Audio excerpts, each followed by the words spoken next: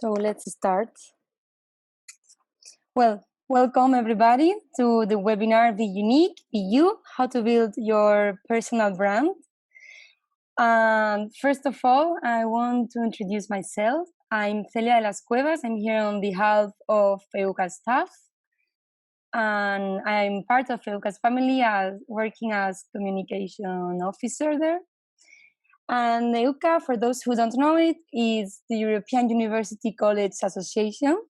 We are the European network of colleges and halls of residence with more than 100 members all across Europe.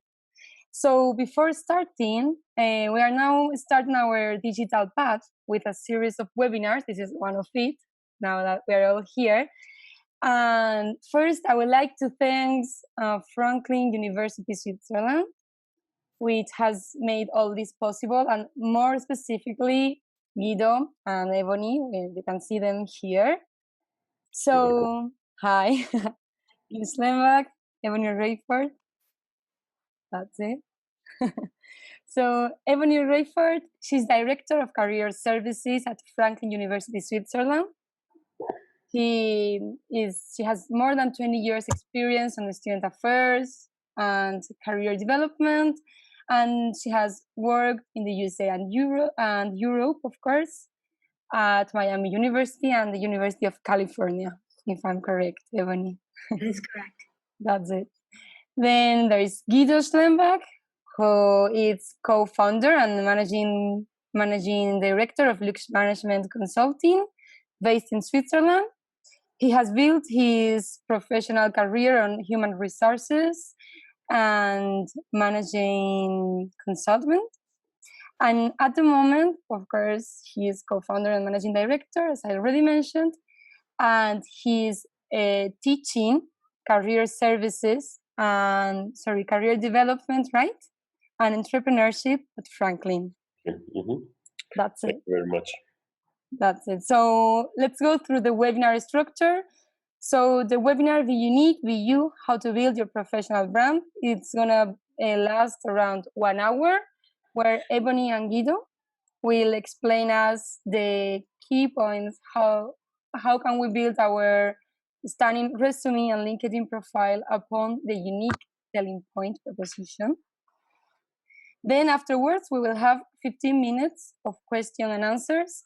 So our advice is for you to, while you listen to Ebony and Guido, write down the questions you may have. You can write them on the chat. If you see at the bottom of your screen, there is an icon with a chat. So there is the chat of the whole webinar. Write them down, your questions, and at the end, we will pick a few of them, and Guido and Ebony will answer. For the non-answered questions, don't worry, because we will collect them. We will send them to Guido and Ebony, and we will forward them to you after the webinar.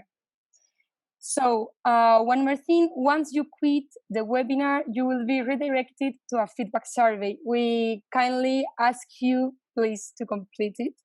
This will let us offer new opportunities to you, and of course to increase our quality and so on. So I will say that's all. From my part, sit back and relax.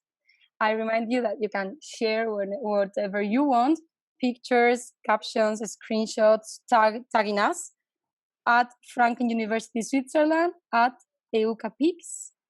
And that's it. Take paper and note. Enjoy. This is going to be very fun. And I'm very happy to see you all here. I give now the floor to Guido and Ebony.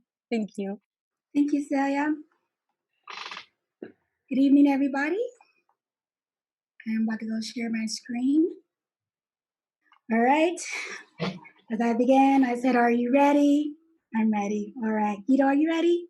We're ready. I know. I'll calm down. All right. So be unique, be you, how to build your personal brand. And thank you all for attending. And thank you to Celia, and thank you to Guido for making this possible. And Marilla, much love to you all. And a little shout out to Marty. You know what you did. So let's begin. I want to kind of give everybody a foundation of what this is. As we begin how to build your personal brand, you need a few items. And those items are a master list of all the positions that you have had in your life, like everything, things that you volunteered on, everything, because when you are trying to create your personal brand, everything has to be personal.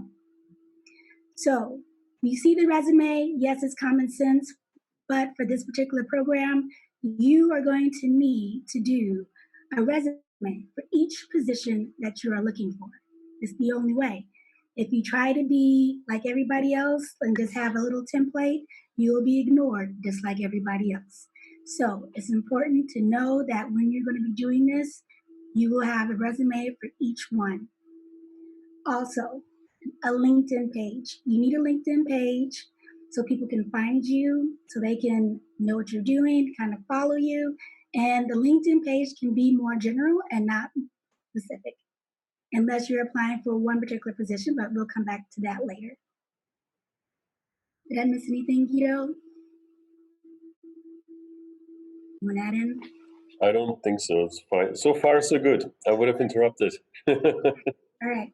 So, all right. This may not make sense right now, but it'll make sense later. Their benefit minus your cost equals your job. So right now, this, like I said, may not make as much sense, but it will, and we will explain how that works. So I do have a little story, and it says, be original and be confident. So my story is this. I had an opportunity to work at the University of California, San Diego, Muir College. And about many years ago, I had the opportunity to take our students to a game show in Los Angeles, California. And on this game show, if you brought so many people to the program, at least one of the people would be able to participate in the activities that are on the stage and possibly win a lot of prizes. So we're in line and we're about to head in. And at this time, they literally give you 2 seconds to sell yourself. And I said something witty and they wrote my name down. I was like, yes, I will be called. I will be going down to the front stage. This is going to be amazing. And I had another student beside me, and I said, oh, she's going to go. I wonder what she's going to say. So they asked her, please tell us a little bit about yourself. She says, my name is Sarah, and I'm a neuroscience major, and I'm planning to be a brain surgeon and a dancer on the side. They said, that's amazing. And she said, I'm kidding. I'm undecided. They immediately crossed off my name and wrote her name, and she was called down to the front of the stage. And ironically, she won all the prizes for that day. And this is what I want to say. She wanted it more than me. She heard me. She said, I need to top this. I want this bad. And this is what I want all of you to think about as we process through this journey. So on that note, that story, it always says, be original and be confident. And in this process, that's all you can be. Can't be anything less than. And I know you all can do it. All right. So how to build your USP. And we'll be talking about 7 steps. And the 7 steps are identify your ego niche, identify your unique selling proposition, target list of companies, strategize, approach the target person, lead the process, and close and sign. Both Guido and I will be taking turns in these different areas and sharing them what we believe to us is the best way to have your unique selling proposition and to be successful at it. Let's begin. Number 1, identify your ego niche. Like, what does that mean? And eco niche actually means ecological niche. So you're thinking environment. Yes, like what will make you grow? What will make you flourish? What will make you be that person that makes you happy in that job? And you have to take the time to think about what that is. because that is one of the main foundations of being happy in your position, even though at this present moment you may be having one or two jobs. So at least having some kind of foundation of what makes you happy and being flexible in this process, especially during this time. Let's see what else if I missed anything. So thinking about your environment, how you like to work with people, socially, all those things matter. It's like the values that you have. So that is identifying your eco niche. Please feel free to join in, Guido, if you want to add anything to it. Yeah, maybe this can really already determine a little bit in which field, business, or activity you want to be active further on. This can be the way of how people in this field communicate, how they dress, what the usual do's and don'ts, these kind of things to define and to see whether or not I'm comfortable there. And as you said at the beginning, can flourish and grow in that environment, right? Number 2, identifying your USP. And this is where I'm going to let Guido. I'm going to talk to you guys a little bit about identifying your USP. I think everybody knows what a unique selling proposition is. You have to find something that makes you different from the others, so that you can basically build your sales.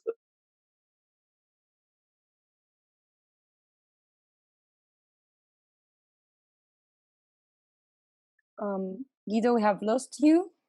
Okay, so I will continue until he's back on. What he was talking about, what is unique about you? And when you start thinking about that, it goes back to your values and what's important to you. And then you start thinking about, how would I describe myself? So, like right now, until he jumps back in, think about 3 characteristics of how you would describe yourself. What makes you so unique from everybody else? And you think about those 3 things at this moment. Okay, so you thought about a few.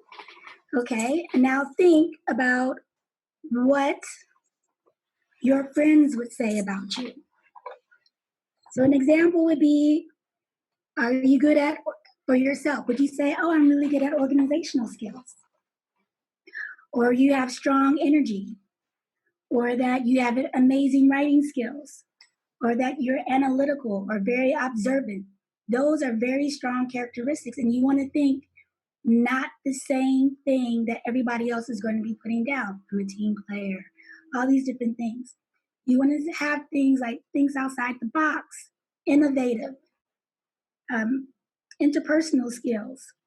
These are some of the key things. These are just examples, but really kind of dig deep in right now and think, what does that look like? So I'm going to give Guido maybe 2 seconds in that pretty pose that he has. And here he is. Here I am again. So I just talked about characteristics and had them think about some characteristics that they should be thinking for themselves and what characteristics their friends would describe them as. Can be characteristics, can be where you're born, how you grew up, your languages, your values, your personal values, can be everything basically that makes a part of you. Sometimes it's a little bit different to see yourself, what makes you different from others, or what is a possible selling point for yourself, basically. This is usually identified by 2 things. First of all, it's always helpful to talk to your friends and family about it. They might have a very different perspective on that. People tend to be overly critical of themselves and have a different view than other people around you. So if you're having difficulties to define what really is your USP or what can be your USP, it's usually helpful to talk to people that know you well, that are around you, and they can openly discuss with you their opinion on you. Both pros and cons. Whatever might be a negative point for you about your own character, for example, might be a positive point for someone else, depending situation they or the company are in, for example. Yeah. So you can look at all the characters, everything that makes you. Are you a very international person? Can be a great benefit to a company. Are you a very local person? Can be a great benefit to the company. All these kind of things. It's just a matter of defining them and then using them to your own benefit once you address your future employer. Yeah. Further, once you have collected a number of characteristics that make you and that really define who you are, basically, you can collect them in certain groups, basically, and you can say these are things that are relevant to the ecological niche or to companies, to organization, whatever you want to apply for, you're aiming for, basically. They have certain needs or certain requirements that they require when they hire people, and they differ a lot. So once you've defined, as Ebony said, your own ecological niche, you can, and you have defined basically your characteristics, you can see which of those characteristics are really beneficial to the companies, to the organizations, to the people in the ecological niche where I am and where I want to flourish and where I want to get to. And you can then see automatically, basically, which of those characteristics are positive for that environment and you can use as your selling points, your selling proposition. And this is how you create your own USP. It puts together from your characteristics and the demands of your ecological environment, basically, that you want to live, work, and produce in. Okay, All right, number 3, target your list of companies. Now, this kind of area is important because, an example, what's going on in the world right now, you need to think what companies are thinking ahead, who are thinking like in 10 years, they're still going to be there. And what are they doing? Are they innovative at this moment of like showing how they can stand out amongst all the other companies? What are they saying to their employees? How are they taking care of their employees? I think that is extremely important. When you start looking for these companies in general, like I want to be for a company that takes care of its employees, that is beneficial for me, that I know that I can grow in this company, that I can be somebody in this company, and that they have programs for me in this company. They have professional development. It's a list of things that you're looking for, and you want to look. Do they have good retirement plans? These are just a list of questions that you're thinking about. How do I prepare myself for this situation, and how this company means something to me? So once you have targeted your companies, you kind of feel like, how does my unique selling point and proposition fit within that company? How can I make that particular area or these characteristics I feel fit for these companies that I'm trying to find that fit me? Did you want to add in? I see squinchy eyebrows. No, I was reading and writing some things. Okay, so I don't think I'm really leaving anything out, but I really wanted to go back for 1 second and thinking about your resume when I was saying when you have your resumes, you need one for each company, but you need to make sure that the resumes that you have still have a good foundation, that they are, especially if you are doing this particular small thing and you're applying for these different companies specifically, which we'll start talking about, you need to cater and make sure you have all, as with the little duckies, your ducks in a row. You have to make sure your grammar is good, that you are past tense, you have the right verbs. And on the side note, I recommend onetonline.org if you are having issues with describing some of your positions that you have. And I will put that up later. And it's onetonline.org. Did you want to add anything else, Guido, to the target your list of companies?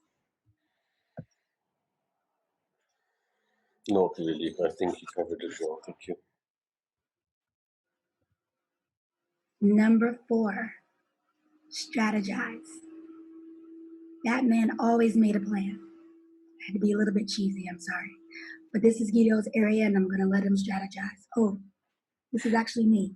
So, so I'm going to strategize. I am Batman. So we put down a list of companies that I want to talk about. Now, you have your target list of companies. How do you get to know them? Is this something new for you? What should you do? So some of the areas you should be thinking about are some of the COVID startups. Right now, we have a lot of people who are doing their own companies. These are people who are needing people right now. And especially with the ages between 18 and 25, the job market is going to be difficult. So this is a good area to kind of start in. So think about that. But make sure that they fit your needs. The next thing is network.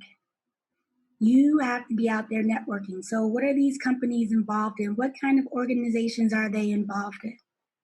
Are you joining these organizations? Are you following them on LinkedIn? Are you following them on Twitter? Are you following them on Instagram?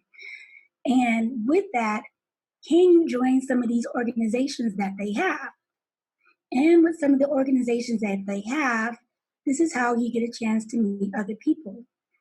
What we're trying to show you how your cost is your job is that it is about networking and about being confident and creating your elevator pitch and really kind of getting out there and really making an investment in these organizations and networks. Because if you go cold and they know that you're looking for something, they're not going to help you. And they know that you're not going to help you. But if you're being sincere and you're really cultivating these relationships, this will be very good for you. And then in the end, you will still be pretty much have good connections with these people that you have connected with. So we've already talked about organizations, like your LinkedIn page, make sure you're following them there. And then I have something down with direct sales.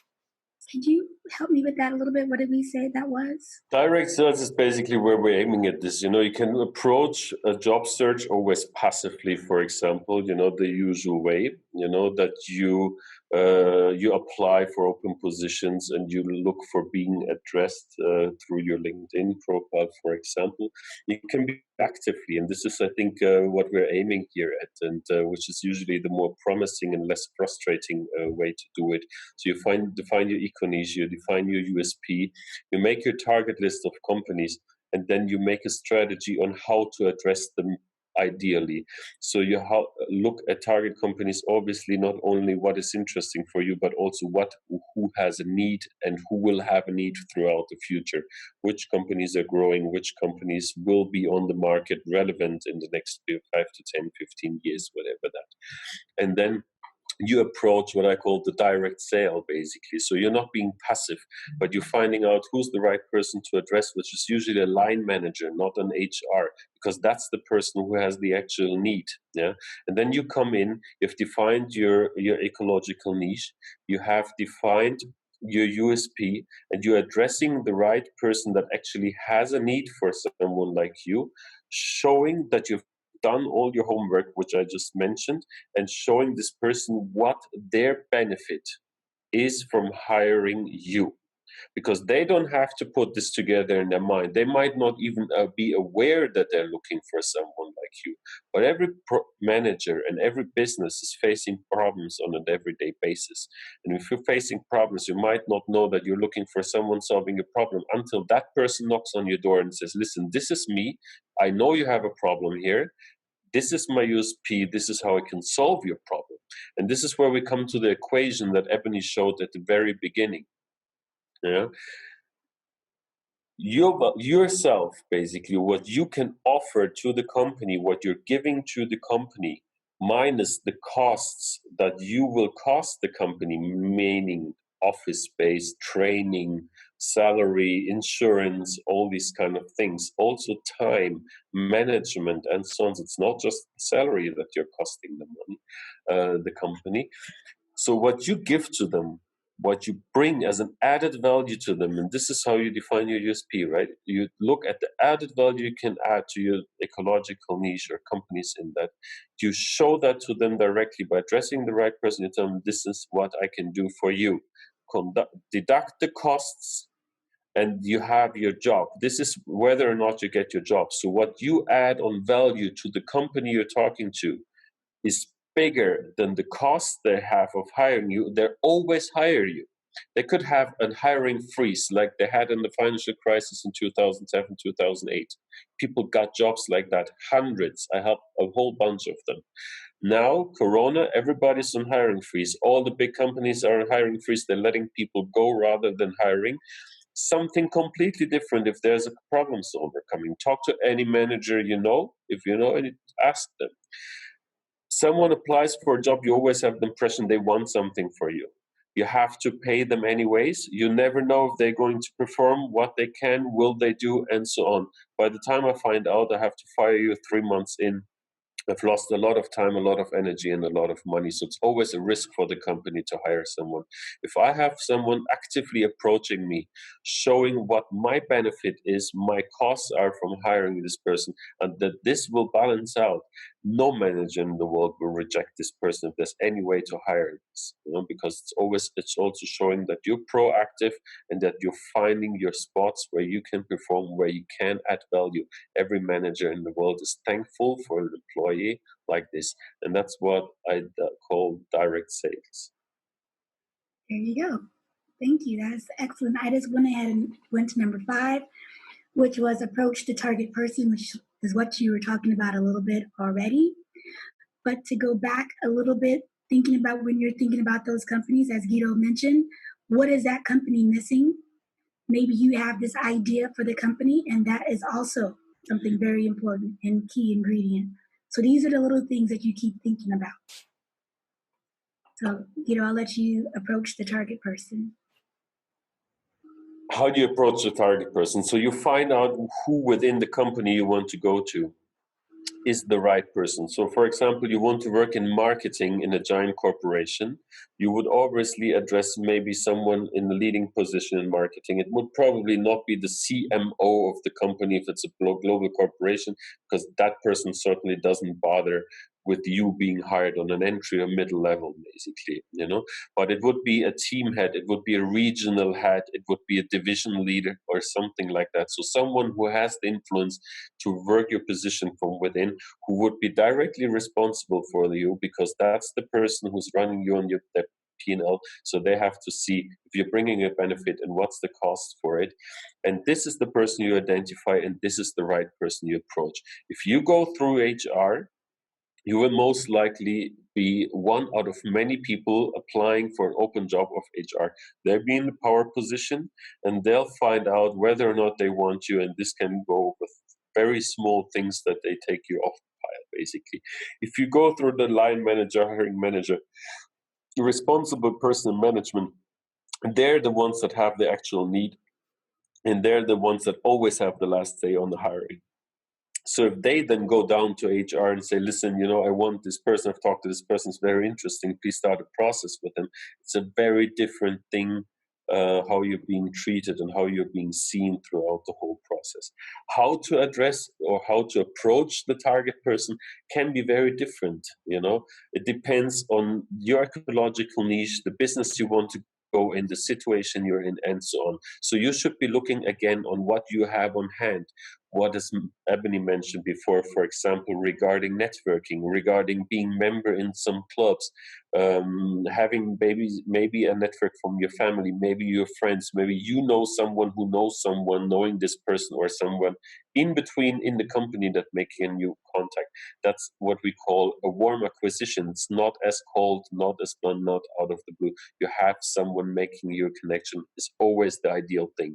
If you don't have that, you have to cold approach this person, meaning you have to call him or her, or you have to write an email, or you approach on LinkedIn, or you find any other way. This can be, you can just walk into the company. It can be you find out where this person every day goes to lunch, and you can sit in the same lunch place and start a conversation with them. You know which bar they're going to after work. You can go there and spend after work basically in that bar and get in conversation with this person and say, like, listen, by the way, I think I can be a great value to your company because, and you can basically do your elevator pitch. Yeah. So the approach can be very different and should be individually decided upon every position, meaning every company or target person you're going to approach. Also, you can look at the person, what would this person like? If you think you have to do with a person that's not very risk affine, that's maybe a very shy, introverted person, it's not necessarily the best idea for a cold approach, for example. If you, for example, approach with someone who's a very tough salesperson, it's most likely the right idea to go direct and do a very short pitch and be very straightforward, for example. So it can differ depending on the ecological niche, on your situation, on your character, obviously, but also on who you're approaching.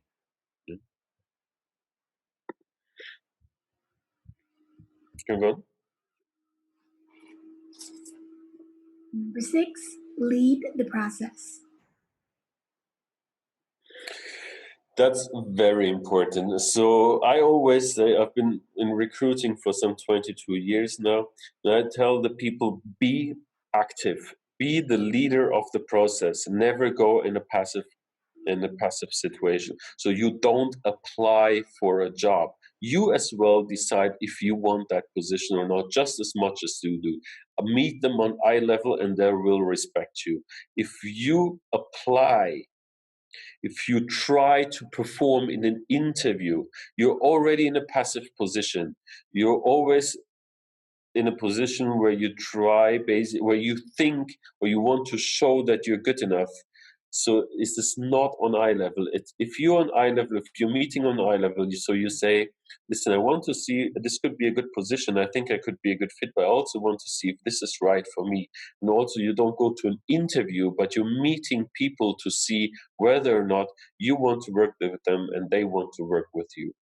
So you're playing a different role, you appear differently, and it's more proactive. Also, if you're not just sending out CVs basically to open jobs, you get a lot of no's, you get a lot of no answer at all, and it can be very frustrating and demotivating. If you're leading the process, if you're doing an active sales like we've been discussing with you guys today, or even when you're in a passive process, you try to take the lead, so you follow up.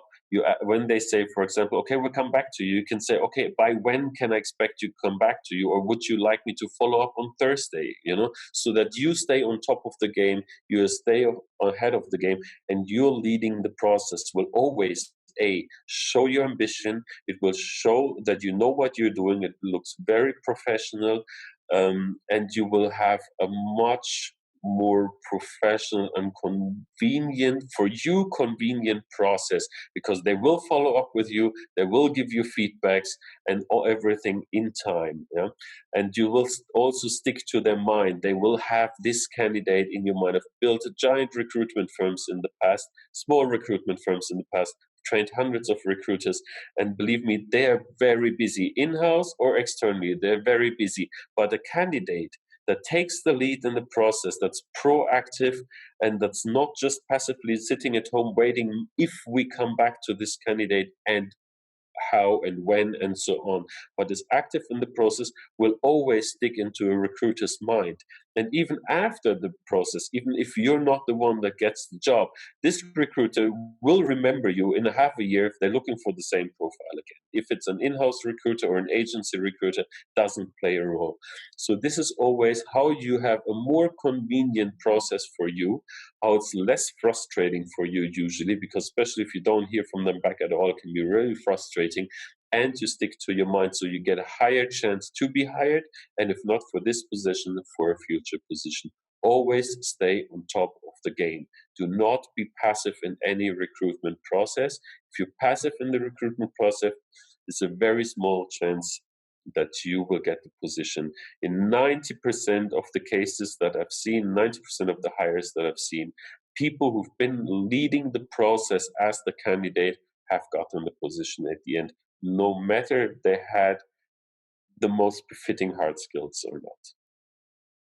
Don't hate the player, hate the game, as Ebony would say. You're gone?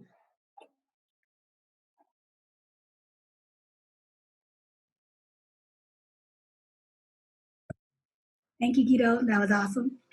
So let's talk about close and sign. And I was also hoping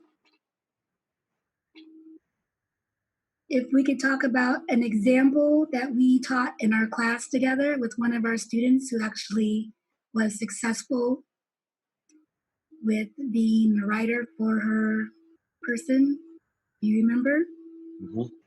Okay. So close and sign. One thing, a lot of people, 9% of people are good in starting projects. They're starting in processes, lining up things, getting in first touch with people, sending their CVs, whatever it is. A very few number of people are really good in closing projects and closing processes. It's a very different way to address people, to address the situation. So it's something to really put thought in. So once I've gotten the interest, once I have been to an interview and so on, I have to start thinking, how can I get them to close this with me? So again, you're taking lead. You should think every time before you get in touch with them, should it be on the call? It can be a Skype, a Zoom, whatever. It can be a personal interview once this is over, and so on. Every time before you address them or before you talk, communicate with them, you should think, what is the outcome I want from this? So every base you touch should automatically, you should know what's the next base I want to touch, how I'm going to get there with them. Yeah, so that you lead the process to closing. You come with every step, you come closer to closing the process, signing the contract with them. Yeah, so you're not passive. You're not waiting for their feedback. You're not waiting for them to come back or what they're leading to. So also in the interview, for example, you say, what are the next steps? When can I count on you coming to me? How many more interviews are going to be there?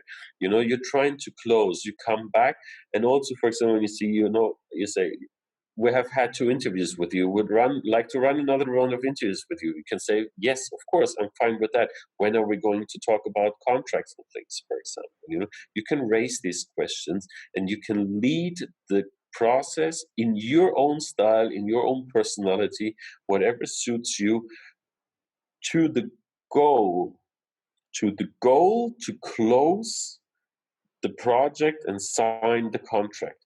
The difference between a dream and a goal is always the plan. If you want a job and you don't have a plan on how to get the job, it's just a dream to get that job and you most likely don't get it.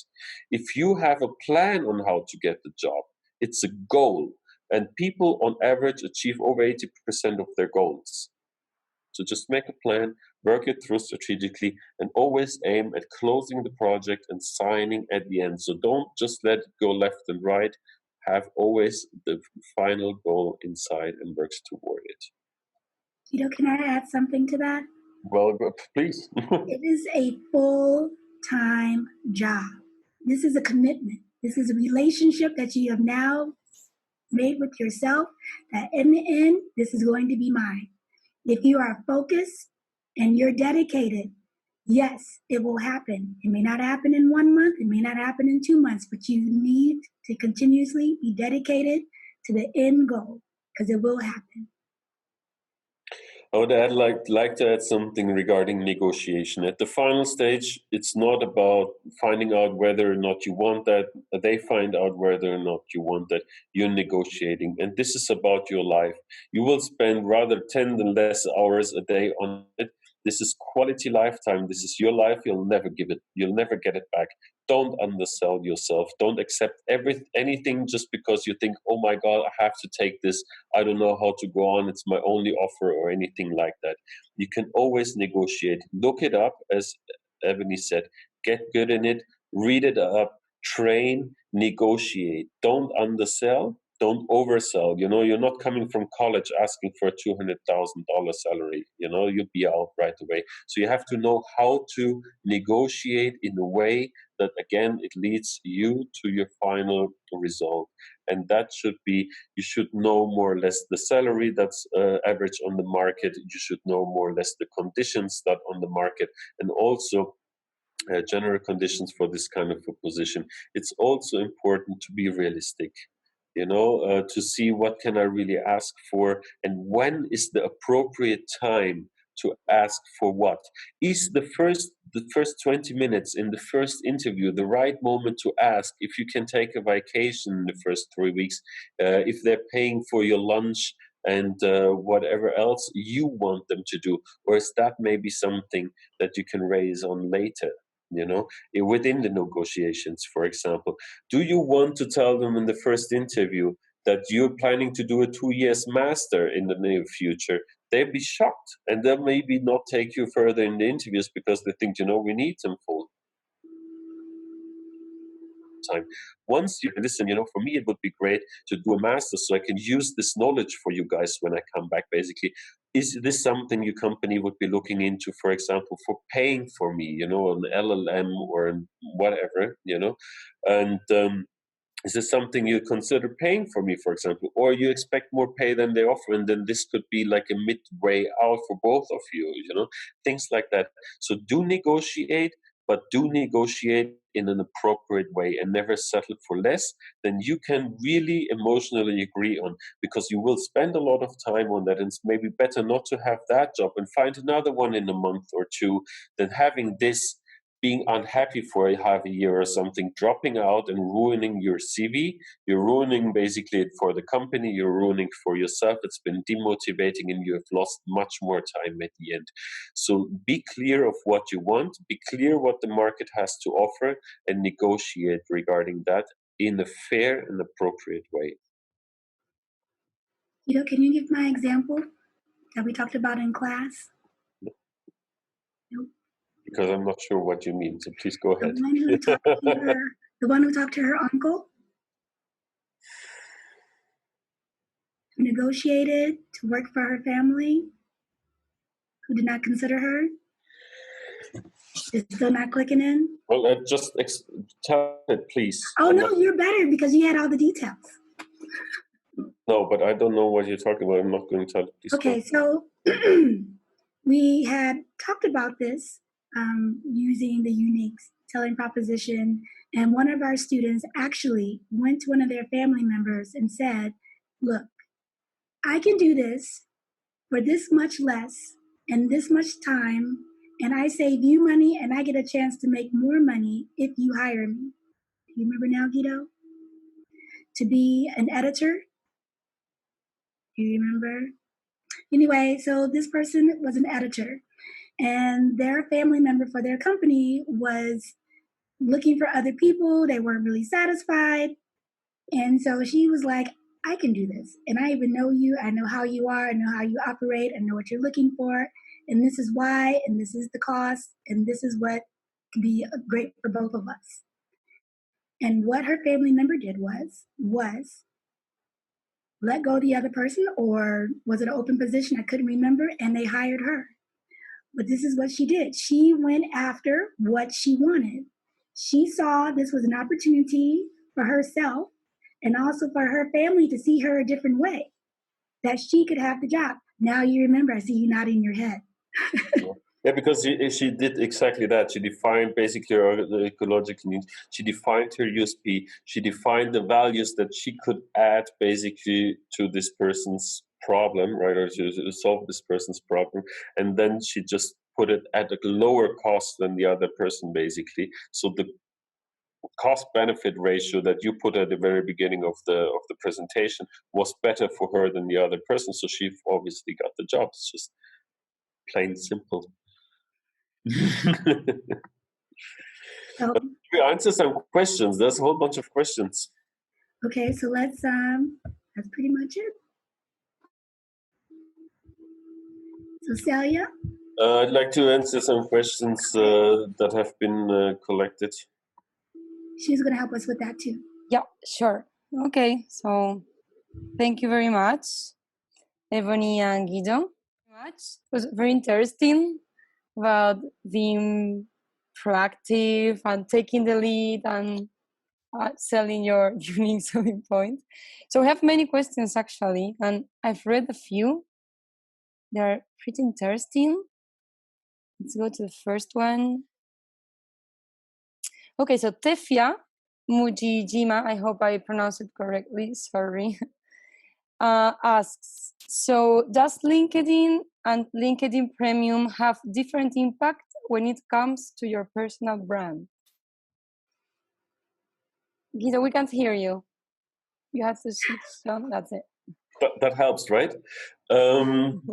I think so. It really depends the field you're in. You know, there's certain fields or ecological niches, as we like to say, where LinkedIn doesn't really play a big role at all. If you're in general corporate business, for example, where it does play a big role, I think LinkedIn and LinkedIn Premium make a big difference in building your personal brand, basically, because you have much more opportunities with Premium on connecting people, on writing with people, on posting, on searching, and so on. So it's a bigger tool, basically, to market your brand and to really, so it wouldn't help you probably to define it, but once you've defined it, it certainly helps you to market it a lot.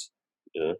And also it shows a certain level of seriously. So for example, if you have a premium LinkedIn account, I can see that you're active on LinkedIn. I see that you care about your career, that you care about what's going on, that you're actively building on it, which gives a good impression. But then, you know, that's nothing 100% sure. For example, me, I don't have a paid LinkedIn account. It's probably embarrassing to say, but it's true. So it matters how you handle it. If you really actively want to build your personal brand and you want to market it, it's certainly helpful. Okay. So Silvia Palazzini, she asks, how important are the contents one shares on LinkedIn for employers? Is it better to share consistent content about a broad area, for example, fashion, marketing, IT, to show our knowledge, so fit with the company of our dreams? Or is it better to show that we have multiple interests? I'm always difficult to say what's better and worse because we're all people. It depends on you, you know, and it also depends on your ecological niche and depends on the person who reads it, you know, at the end. I think since it's a professional platform, and you're trying probably to, when you're marketing yourself, you probably want to stress that you're kind of an expert or something. You're kind of a good network in something. So I would always focus in this stage on building a reputation, building credibility also as well, you know. So if you post things, like things, follow things, and so on, that really go deep into the topic you're working on, you want to be working in, then you show a certain credibility. That gives credibility, and that's a very important thing that we maybe didn't talk enough about, because, so thank you for that.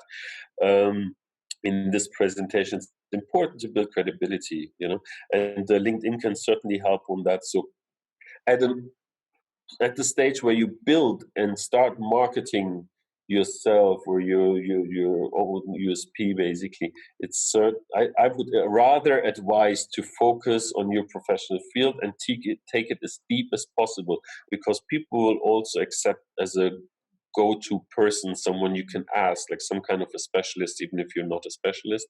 And that will always be helpful, not only for finding new jobs, but also towards clients, maybe towards colleagues, you know, people that see that you've been dealing with this topic and putting up with this topic.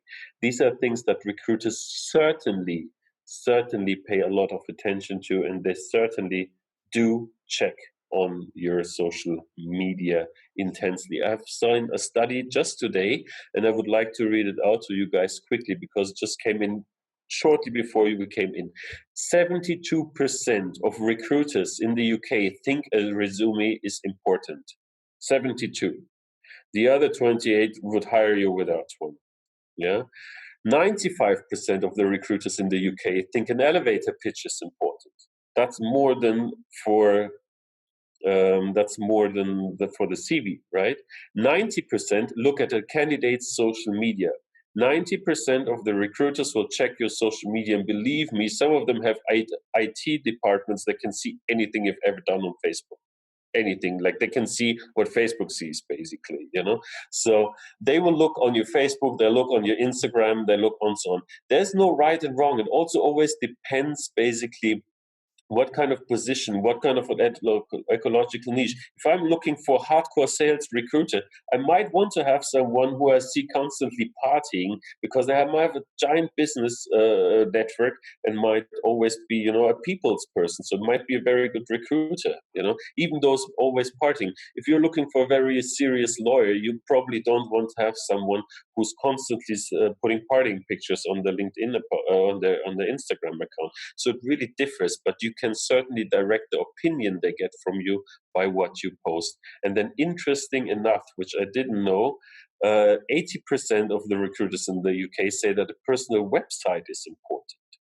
Yeah, so especially now during times of Corona, and a lot of people don't really know how to be active for their career, you can start a startup.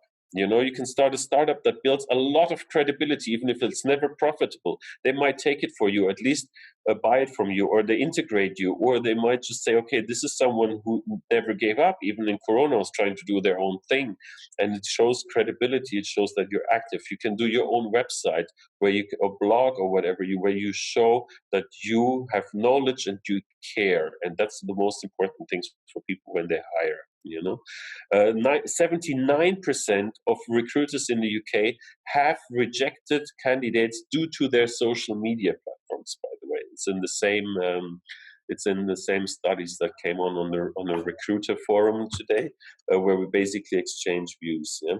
So it does matter a lot what you post, and you can direct their decision making with it. In which way is up to you. Thank you, Guido. So Gabriel Coso, he asks, how do we find out what a company needs? That's a good research. There's a research and a little bit of thinking done. I mean, for example, if it's in times of growth, companies usually looking for anyone or anything that brings in business. Sales, business development, marketing, and then they have. In this stage, they also have to back it up. So they might have to have delivery, storage, everything that basically grows the business. If you're in times where businesses rather shrink, it's very good if you're, for example, a restructuration manager. You can just fire people like crazy or something like that. So then rather looking to overstate it. So it's rather looking for people that save money, that have the lean managers, and things like that. So you can guess a little bit like that. It also depends on the ecological niche. So I think if you look at the company's webpage, on the people there, the situation, the economical situation, the market they're in, you really fast and easily get a feeling for what they need at the moment and what they don't need. Also, you can check in the media. Try to see what articles are coming up about the company, seeing what kind of things that they're doing. All that stuff will pop up. If you use your library, they can have white pages of what their next 5 years look like. So you can find what the company is up to, or if they've had money issues, or if they've had any law issues, you can easily pull that up. You just have to look. Okay, Julia Maggiore, she asks, how do you get to approach people from bigger companies? That's usually even easier than smaller companies. People in big companies usually have a LinkedIn profile, so you can already find them, you can friend them. You don't want only connect with people when you need something from them. Connect with people in your ecological niche every day. Every day. Nobody likes that. Like you send me a contact request, I accept it, 20 minutes later comes the sales mail. Thank you very much. I have that 20 times a day, So build the connection, connect with the people, build the connection, maybe get in touch and so on. And then once you have the demand, you can address them appropriately. Also, most giant corporations have an email code. So it's either first name dot last name at, or it's last name dot first name, or first letter of the first name dot last name, or whatever. So if you have one email address from that company, you basically have them all. If you have the name of the person you want to address, you can just shoot them a mail directly. A lot of time you can just call, for example, classical with the phone, at the reception and say, it's urgent. I'd like to talk to Mr. So-and-so or Mrs. So-and-so, and that put you through, So especially in the big ones, because there's certain kind of anonymous, basically, and they don't monitor their business as well. It's usually rather easier to approach them, and there's many ways because they're publicly disposed, basically. And also with a big company, more than likely you will find alumni who are working there. And so you can reach out to them. I feel like if you need to do any cold informational sessions, reach out to alumni because they will have your back. They will have your support because they understand and they were there when you were there. And you have to be appreciative of that, and it will work. You just have to reach out to them, and I would say 95% of the time, they will reach back to you. Okay, thank you. So Ms. Rin Osman asks, how do we know what positions are more suitable for us? Looking forward to high positions may need more qualifications than what we have. Could accepting any proposed position help us to start up and expect to be promoted later in few time to what we really deserve? Is it clear? Should I repeat? Yes, can you please repeat it? Yeah, of course. So how to know what positions are more suitable for us when looking forward to high positions may need more qualifications than what we already have? So then he asks, could accepting any proposed position help us to start up and expect to be promoted later in few time to what we really deserve? I will think the question I want to focus is on how to find the positions that are more suitable for us when you don't have all the qualifications that they're asking. Yeah, in that sense, you have to get there. For example, people, they study law, for example, they want to become lawyers. Their idea of what they're going to do as a lawyer is usually what a partner in a law firm does. You don't become a partner in the first 10, 12 years. So you set that as a goal and you said, listen, I want to be a partner in the law firm. And then that's exactly what I mean. You strategize, you define the process and how to get there. So first, maybe you have to start as an analyst or whatever, do your internships. And then so you build your way basically up. And you have to see, you can see that online. You can find that on LinkedIn. You can talk to recruiters. You can always call recruiters, especially from the agencies. They always give you these kind of informations. Yeah? How to get from A to B. How do I plan and structure my career to get from where I am now to where do I need to get then? That's the most important thing. If you don't have that plan, again, the difference between a goal and a dream is the plan. So you have to have a plan how to get there, and then you have to step by step do it. You cannot fall out of college and start as a CFO, for example, or a partner of a law firm. So you have to acquire slowly but surely the experience, the network, and the know-how that it needs to get there. There's no shortcut. Also think about your skills that you have that are transitional, or some of the jobs that you've done before that may fit in that application. Maybe it doesn't say exactly that, but it's still something that you've done that is related to what they're asking for. All you can do is try. Sometimes they ask for 2 to 3 years of experience. If you've done it in undergrad or you've done it as an internship, I count that. I mean, you need to apply. You have to get your foot in the door, and whatever you have to do, and it's not lying, it's true. You have 2 years experience, choppy, but you do have the experience. Okay, so we're going to do 1 or 2 more questions until we end. And for the rest, as we agreed, we will send them to you and we share with the attendees. Also, I would like to say that everybody obviously is welcome to connect me on LinkedIn if they have questions. I'm there for them. Same here. Okay, so Tefi Mujijima, she asks a very interesting question. Does this whole presentation applicable? Is this presentation applicable for entrepreneurs? A lot. I mean, now today we focus a little bit on finding a job in the classical way, so more of a career development. Defining your USP, I think, is the most essential thing that every entrepreneur should be looking for. That's even more important than which product or services you're going to offer, how you're going to market them, or anything. Any investor, any bank, any key client, everybody will always ask you for what is your USP, what makes you different. If I found a recruiting company like I did a couple of weeks ago, again, for example, they'd ask you, why are you recruiting? What's different about you? There's 200 recruiting firms around Zurich, or I think it's even more. What makes you different? So you should be clear about what makes you as a person different, as an entrepreneur, and then define on how do you want to have your company different. And the clearer you are about your own USP, even more than the one from the company, the more successful you definitely be. That's a very key thing. So the presentation today was a little bit more directed towards job finding, but I'm more than happy to talk about that. I mean, that's what we do with Lux Management Consulting.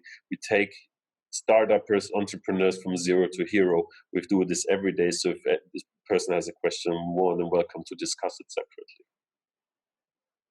And one last question. Carolina Seri asks, what would be the best way to improve the quality of your network on LinkedIn, get your connections to engage with your posts, etc.? More a question for social media marketing. But I mean, what I always advise to do, and also what Ebony and me advise our students to do, is once you've defined your ecological niche, I tell people dedicate 5 to 10 minutes every day to connect with people on LinkedIn. LinkedIn is a very open network. It's not that you have to know them or anything like that in order to connect people. Connect with everybody every day. I get, I don't know how many invites. I've never seen these people, you know.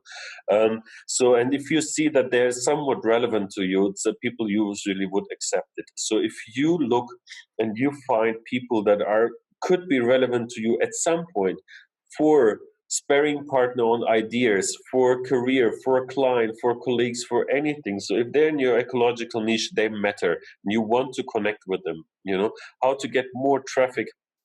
If you have less than 500, it's an algorithm on LinkedIn, right? If you have less than 500 connections, it doesn't really notice you. You know, it gets really interesting if once you have a couple thousand, it gets really interesting, but you have to have 500. And the algorithm also learns basically in which field, what kind of people you're adding. So they will then suggest this kind of people to you in the future, and you can just click, for example, you know. So you start building a strategic network on LinkedIn, and then when you do postings, people will go on it, they will share it, they will like it, other people see it, and it's a thing that you have to invest strategy and time. It's nothing that you do within a week and then get a job from it. You know, it's something you have to invest some time and build up strategically. If there is a lot of help on LinkedIn, they do provide people that help you with it, LinkedIn itself. And if you want more than that, contact a friend or whoever is in social media and ask them how you can get more traffic on it. It's not that different from Instagram or anything else, just a different algorithm. You know? Something to add, Ebony? Nope, I agree. So we'll say this is the end of the questions and answers. We are reaching the end. For the rest, again, we will send them to Ebony and Guido, so you will have the answers, no worries. I want to thank you very much to you all. It has been. Thank you for organizing this. Very nice. Thank you, and all the attendees has been very, very interesting. And to crown the webinar, I want to show you something in 1 minute. So this is we are in EucA launching now the CV check.